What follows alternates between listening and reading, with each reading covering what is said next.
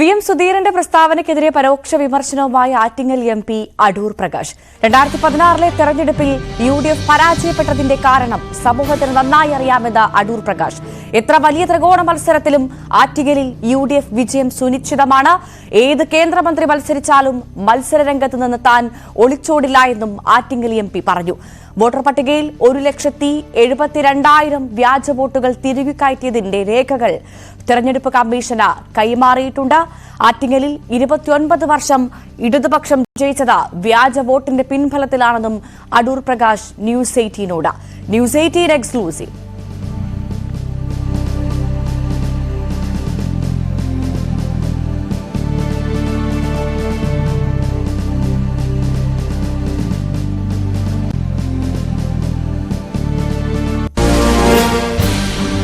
ലോക്സഭാ തെരഞ്ഞെടുപ്പിന് മാസങ്ങൾ മാത്രം ബാക്കി നിൽക്കെ രാഷ്ട്രീയ കേരളം തെരഞ്ഞെടുപ്പ് ആവേശത്തിലേക്ക് കടക്കുകയാണ്. LDFനും UDFനും ഒപ്പം ശക്തമായ മത്സരം കാഴ്ചവെക്കാനുള്ള നീക്കത്തിലാണ് BJPയും.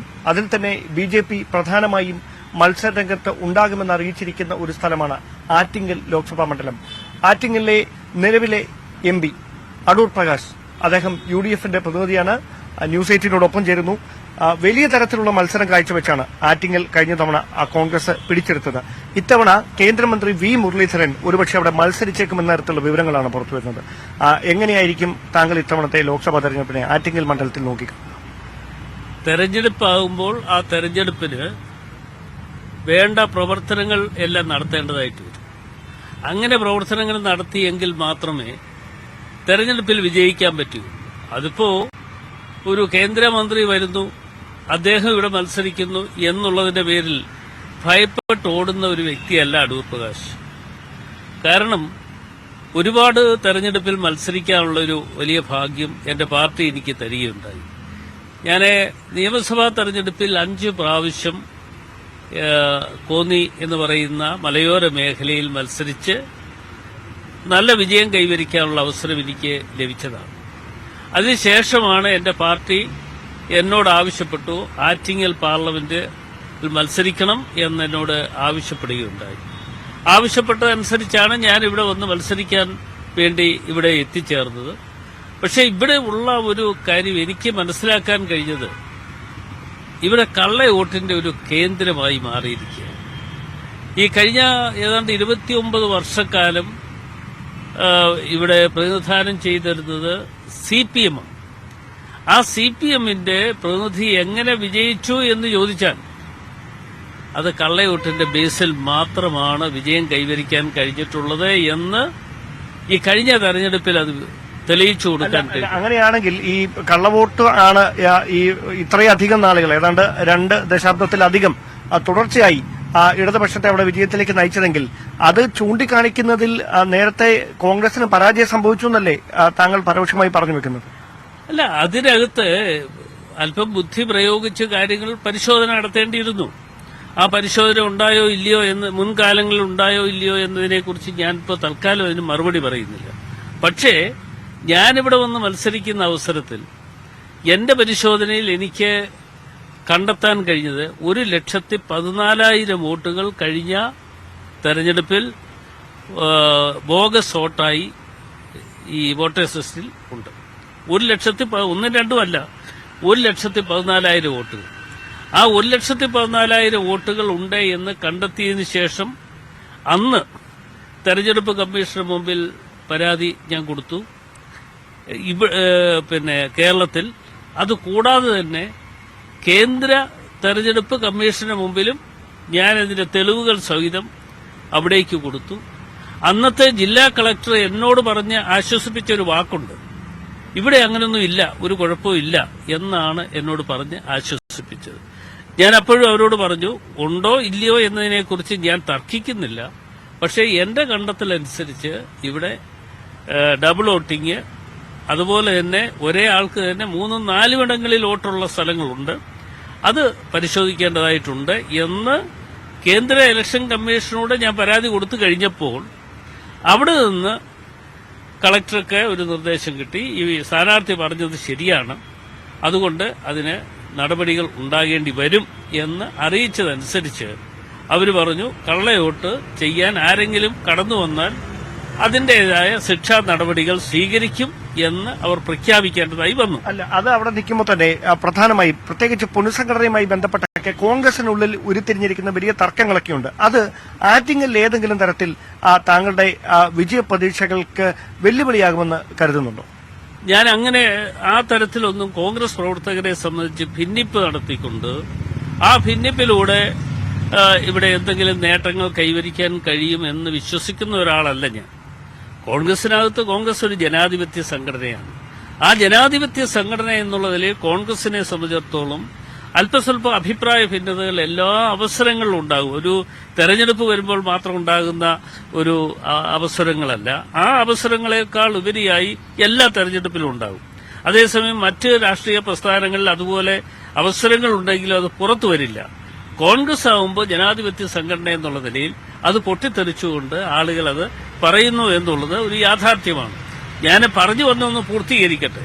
പറഞ്ഞു വന്നത്, ഈ കഴിഞ്ഞ തെരഞ്ഞെടുപ്പിൽ ഞാൻ കണ്ടെത്തിയ 1,14,000 ആയിരുന്നു എങ്കിൽ ഇപ്പോൾ വോട്ടേഴ്സ് ലിസ്റ്റിൽ 1,72,000 ബോഗസ് വോട്ടുകൾ കടന്നുകൂടിയിട്ടുണ്ട്. ഒന്നും രണ്ടുമല്ല, 1,72,000 വോട്ടുകൾ ഇപ്പോൾ കടന്നുകൂടിയിരിക്കുകയാണ്. അല്ല, ഈ ഇരട്ട വോട്ട് ഇതിനെതിരെ ഏതെങ്കിലും തരത്തിലുള്ള പരാതി താങ്കൾ ഗുരുതരമായ ഒരു ആരോപണമാണല്ലോ ഉന്നയിക്കുന്നത്? അങ്ങനെയാണ് ഞാൻ ഗുരുതരമായ ആരോപണം ഉന്നയിക്കുന്നത് വെറുതെ ഉന്നയിക്കുന്നതല്ല. ഞാൻ ഇത് തെരഞ്ഞെടുപ്പ് ഇവിടുത്തെ ഇലക്ഷൻ കമ്മീഷണർക്ക് ഞാൻ പരാതി നേരിട്ട് പോയി അദ്ദേഹത്തിന് സമർപ്പിച്ചു.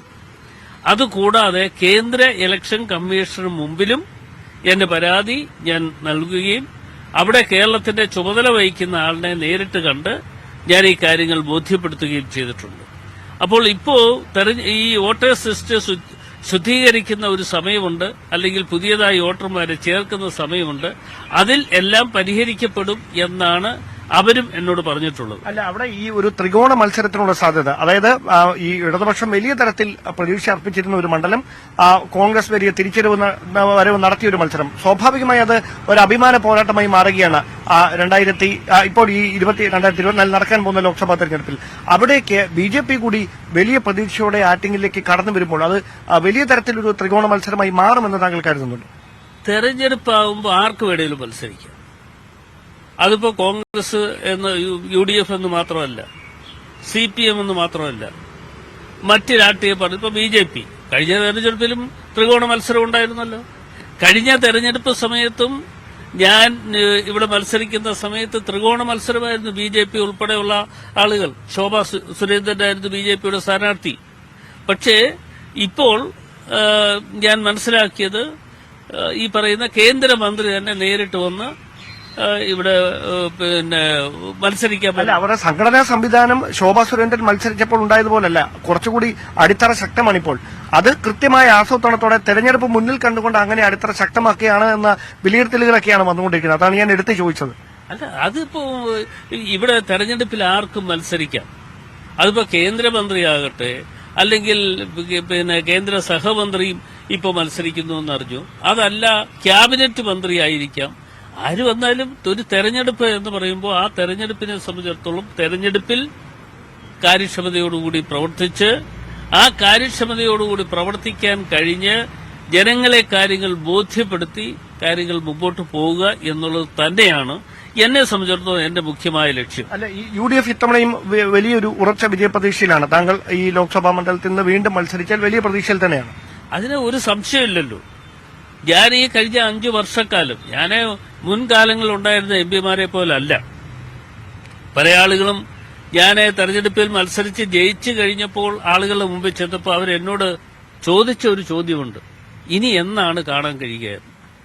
ഇപ്പോൾ ഉള്ള പ്രശ്നം എന്താ അറിയുക, ഇപ്പോൾ എല്ലാ ദിവസങ്ങളും അവരെന്നെ കണ്ട് അവർക്ക് ഒന്ന് മാറി നിന്നാൽ എന്താ എന്നുള്ള തരത്തിലേക്ക്. കാര്യം അതുപോലെ ഞാൻ എല്ലാ ദിവസങ്ങളിലും ഈ നിയോജകമണ്ഡലത്തിന്റെ ഓരോ മേഖലകളും ഇപ്പൊ ഒന്നിച്ച് ഒരു ഈ നിയോജകമണ്ഡലത്തിന്റെ കിടപ്പനുസരിച്ച് ഒരു ദിവസം കൊണ്ട് ഓടിയെത്താൻ പറ്റുന്നതല്ല. അങ്ങനെ ഓടിയെത്താൻ കഴിയുന്ന ഒരു ഭൂപ്രകൃതിയല്ല ആറ്റിങ്ങൽ പാർലമെന്റ് നിയോജകമണ്ഡലത്തിലുള്ളത്. അതുകൊണ്ട് ഞാൻ പരമാവധി സ്ഥലങ്ങൾ ഓടിയെത്തി ജനങ്ങളുമായി ബന്ധപ്പെട്ടുകൊണ്ട് അവരുടെ പ്രശ്നങ്ങളുമായി ഒക്കെ ബന്ധപ്പെട്ടുകൊണ്ട് ഞാൻ അതിനെ അതിന് ഇടപെടാറുണ്ട്. ഇടപെടുക മാത്രമല്ല, ഒരു MP എന്നുള്ള നിലയിൽ ചെയ്യാൻ പറ്റുന്ന പരമാവധി കാര്യങ്ങൾ ഈ നാടിനു വേണ്ടി ചെയ്യാനും ഞാൻ നേതൃത്വം കൊടുത്തു. ഒരു കാര്യം കൂടെ അറിയേണ്ടതുണ്ട്. കഴിഞ്ഞ ദിവസമാണ് KPCC നേതൃയോഗം കഴിഞ്ഞത്. അതിന് തൊട്ടു പിന്നാലെ VM സുധീരൻ ഈ നേതൃത്വത്തെ മുഴുവൻ രൂക്ഷമായി വിമർശിക്കുന്ന ഒരു സമീപനം. അദ്ദേഹം നേരത്തെ KPCC അധ്യക്ഷൻ കൂടിയാണ്. അദ്ദേഹം അത്തരം ഒരു ശൈലി സ്വീകരിച്ചത് പാർട്ടി ഇങ്ങനൊരു തെരഞ്ഞെടുപ്പിനെ നേരിടുന്ന പശ്ചാത്തലത്തിൽ ഉചിതമായ ഒരു കാര്യമാണ് എന്ന് അടൂർ പ്രകാശിന് കരുതാൻ കഴിയും. അതിപ്പോ ഞാന് VM സുധീരനും സുധാകരനും അല്ലെങ്കിൽ അവർ ഉന്നത തലങ്ങളിലുള്ള നേതാക്കന്മാരാണ്. അപ്പൊ ഉന്നത തലങ്ങളിലുള്ള നേതാക്കന്മാരെന്നുള്ള നിലയിൽ അവർ പറയുന്നതിന് മറുപടി പറയാൻ ആ സ്ഥാനത്തേക്ക് പറയേണ്ടി വരുന്ന ഒരു സ്ഥാനത്തേക്ക് എത്തിച്ചേർന്നുവെങ്കിൽ അപ്പോൾ ഞാൻ പറയാം. അതല്ലാതെ കണ്ട് ഞാൻ ആരെയും വിമർശിക്കാൻ തയ്യാറല്ല. പക്ഷേ ഇവിടെ 2016 ശ്രീ ഉമ്മൻചാണ്ടിയുടെ നേതൃത്വത്തിലുള്ള ഗവൺമെന്റ് ഇവിടെ ഭരണം നടത്തുന്ന അവസരത്തിൽ അത് 2016 തെരഞ്ഞെടുപ്പ് വന്നപ്പോൾ എങ്ങനെ UDFന് നഷ്ടപ്പെട്ടു എന്ന് കേരളത്തിലെ മുഴുവൻ ജനങ്ങൾക്കും അറിയാം. അത് കേരളത്തിലെ ജനങ്ങൾ വിലയിരുത്തും. ജനങ്ങൾ വിലയിരുത്തിക്കൊണ്ട് ഇതെന്താണ് സംഭവിച്ചത് എന്നതിനെക്കുറിച്ച് ജനങ്ങൾ വിലയിരുത്തട്ടെ. ഒരുപക്ഷെ അതുകൊണ്ടായിരിക്കുമോ ഈ കോൺഗ്രസ് ദേശീയ നേതൃത്വം പോലും അദ്ദേഹം മുമ്പോട്ട് വെച്ച നിർദ്ദേശങ്ങൾ പരിഗണിക്കാത്ത ഒരു പശ്ചാത്തലം ഉണ്ടായത് താങ്കൾ ഇപ്പോൾ സൂചിപ്പിക്കുന്ന ഈ 2016 കലുഷിതമായ രാഷ്ട്രീയ സാഹചര്യം തന്നെയായിരിക്കും? അല്ല, അത് കേന്ദ്ര നേതൃത്വമാണ് തീരുമാനിക്കേണ്ടത്. കേന്ദ്ര നേതൃത്വം അതൊക്കെ മനസ്സിലാക്കിക്കൊണ്ട് പ്രവർത്തിക്കുമെന്നാണ് ഞാൻ കരുതുന്നത്. ഇപ്പോൾ അതിന് ഇവിടെ നടന്ന ചർച്ചയുമായി ബന്ധപ്പെട്ടുകൊണ്ട് ആ ചർച്ചയ്ക്ക് മറുപടി പറയുവാനോ അത് സുധീരൻ ചെയ്തത് ശരിയെന്ന് പറയാനോ അല്ലെങ്കിൽ മറ്റൊരാൾ ചെയ്തത് തെറ്റെന്ന് പറയാനോ ഒന്നും ഞാൻ തയ്യാറല്ല. ഞാനൊരു പാർട്ടി പ്രവർത്തകനാണ്. പാർട്ടി പ്രവർത്തകൻ എന്നുള്ള നിലയിൽ എപ്പോഴും മാന്യതയും അതേപോലെ തന്നെ പാർട്ടിക്ക് ദോഷം വരാത്ത തരത്തിലുള്ള പ്രവർത്തനങ്ങൾക്ക് നേതൃത്വം കൊടുക്കുകയും ചെയ്യുകയാണ് ഏറ്റവും അത്യാവശ്യം. കോൺഗ്രസിനെ സംബന്ധിച്ചിടത്തോളം അങ്ങനെ ഒരു നിലപാട് സ്വീകരിച്ചുകൊണ്ട് മുമ്പോട്ട് പോയാൽ തീർച്ചയായും കേരളത്തിലെ ഇന്ന് കാണുന്ന പല കാര്യങ്ങൾക്കും പരിഹാരമുണ്ടാക്കിക്കൊണ്ട് മുമ്പോട്ട് പോകാൻ ഈ UDFന് കഴിയും. ഓക്കെ, അപ്പം എന്തായാലും വലിയ തരത്തിലുള്ള വിജയപ്രതീക്ഷയാണ് വീണ്ടും ആറ്റിങ്ങൽ മണ്ഡലത്തിൽ ഉണ്ടാകും എന്ന് അടൂർ പ്രകാശ് പങ്കുവെക്കുന്നത്. ത്രികോണ മത്സരം നടന്നേക്കും, അല്ലെങ്കിൽ വലിയ ശക്തമായ ത്രികോണ മത്സരം നടക്കുമെന്ന് പറയുന്നു. അതോടൊപ്പം കേന്ദ്ര സഹമന്ത്രി V മുരളീധരൻ തന്നെ അവിടെ മത്സരരംഗത്തേക്ക് എത്തുമെന്ന് പറയുമ്പോഴും അതൊന്നും തനിക്ക് പ്രശ്നമല്ല. ശുഭപ്രതീക്ഷയിൽ തന്നെയാണ് മണ്ഡലം നിലനിർത്താൻ കഴിയുമെന്ന വലിയ പ്രതീക്ഷയാണ് അടൂർ പ്രകാശ് ന്യൂസ് 18 പങ്കുവെക്കുന്നത്. വളരെ നന്ദി ഞങ്ങളോടൊപ്പം സമയം പങ്കിട്ടതിന്.